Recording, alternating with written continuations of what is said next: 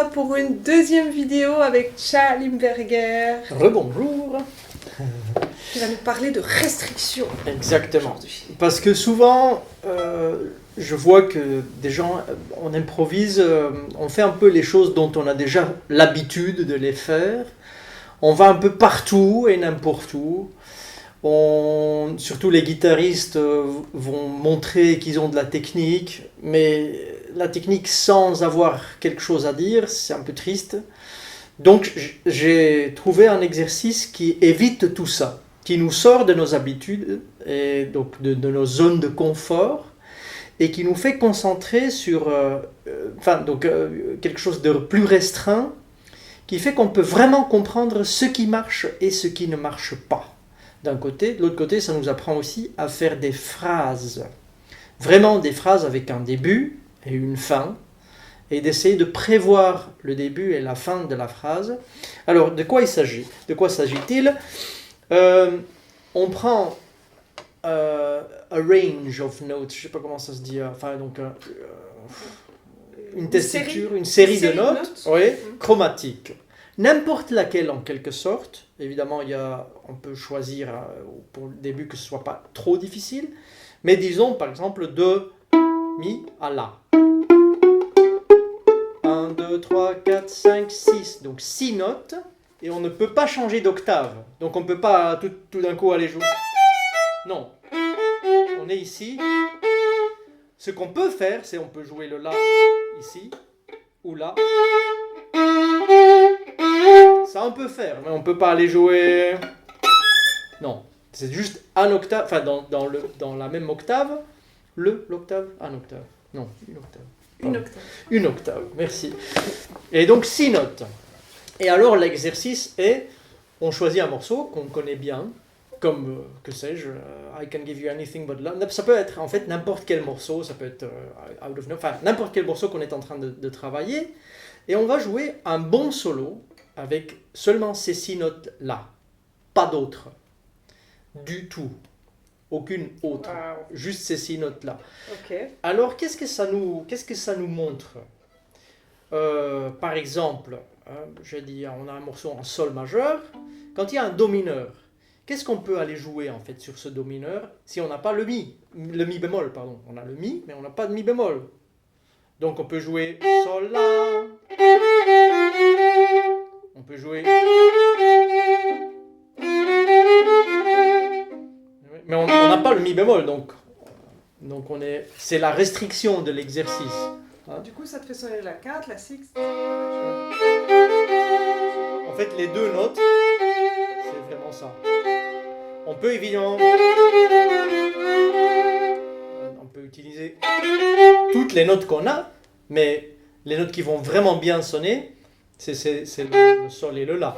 Je sais pas, quand on est sur Ré 7, ben, évidemment on a le Fa dièse, on a le Mi, on a le La, on a aussi le La bémol. Le sol est vraiment à éviter, mais évidemment il peut être là de temps en temps. Donc en fait ce que ça nous montre, c'est qu'on peut tout jouer, mais qu'il faut vraiment extrêmement bien savoir quoi jouer quand.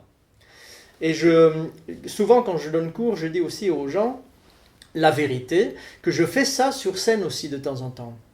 Surtout dans des moments où je suis le seul soliste, et à certains moments on s'ennuie parce qu'on a déjà tout joué, ou on n'est pas très inspiré, ou parce qu'on est fatigué, que sais-je. Et tout d'un coup je me dis, ah tiens, je vais juste prendre 6 notes et je vais jouer un solo, le chorus suivant je vais faire avec 6 notes. Et ça m'ouvre l'esprit, ça me fait tout d'un coup réfléchir, et j'arrive à vraiment avoir de l'improvisation, de l'inspiration de cet exercice. Est-ce qu'on fait juste un petit exemple ? Ouais. Tu veux que je t'accompagne sur quel morceau ? I Can Give You, par exemple. Okay, ou je sais pas. Donc je joue de mi à la, par exemple. 1, 2, que tu.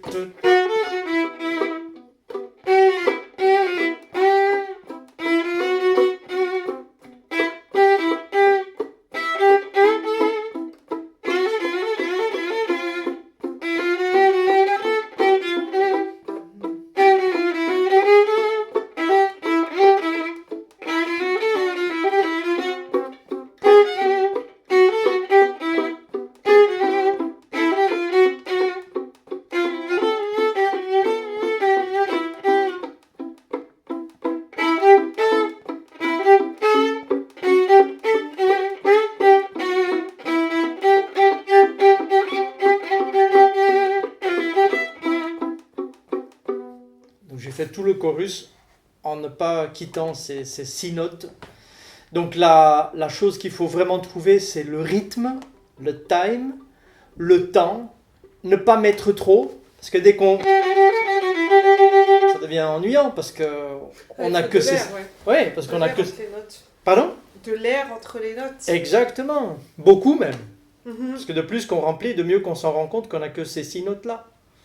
Donc je crois que c'est vraiment un exercice extrêmement intéressant et ça nous apprend beaucoup. Alors après, on peut changer le morceau ou la rangée de notes. Pas forcément les 6 autres. Hein, ça peut être de Ré à Sol ou de Do à Fa ou que sais-je. En fait, ça n'a aucune importance. Par contre, c'est toujours 6 en chromatique. Oui. C'est ça ton exercice ? Oui, bah bon, ça peut être 5. chromatique. On peut plus réduire encore, 4 notes. Pourquoi pas ? Mais toujours, oui, en chromatique. Parce que les violonistes aussi, on a souvent un peu peur du chromatisme. Parce que c'est difficile de jouer bien accordé, bien affiné, les chromatiques. Donc c'est aussi bien important de le pratiquer. Ouais, c'est vrai, ça nous oblige après. Ouais, la restriction, c'est vrai que moi, je faisais des fois sur une seule corde, par exemple. Ah oui, bah voilà. Une seule corde que en première position. Exactement. Et puis, tu es aussi obligé d'utiliser des chromatismes. Ouais, mais comme ça, j'ai jamais essayé. Oui, mais c'est un peu la même chose. Hein, oui, vraiment une corde, Exactement. Oui, j'aime beaucoup cet exercice. Ça m'a toujours beaucoup amusé. Voilà. Ok, tu peux essayer. Ah oui ? Quel morceau et quelle rangée ? Pareil, allez. Allez. Ou alors, est-ce qu'on fait un autre morceau et une autre rangée ? Ouais. Oh. Allez, vas-y, All of Me, puis quelle rangée ? Bon, la même rangée. Ok. 1, 2.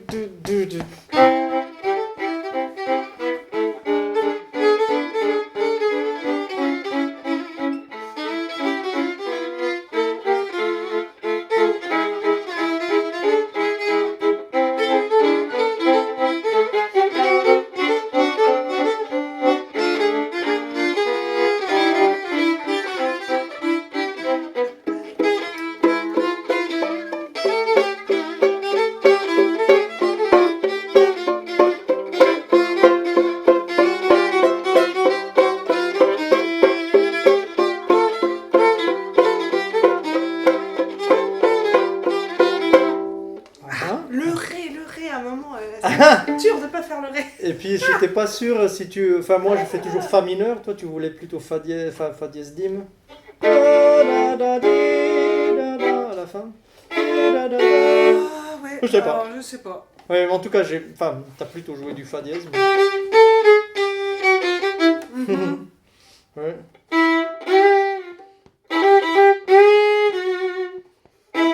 Ici par exemple, sur le Mi 7, je peux faire Mi Sol Fa ou Mi Sol Fa, parce qu'on va en La mineur, mais on peut faire du Fa dièse pendant un bon moment, puis le descendre sur La mineur, etc. Donc il y a toujours... Non mais c'est intéressant, très intéressant, ça peut trouver d'autres trucs. Absolument. Ouais. Super. Bon. Et puis quoi, merci. j'espère que ça vous aide.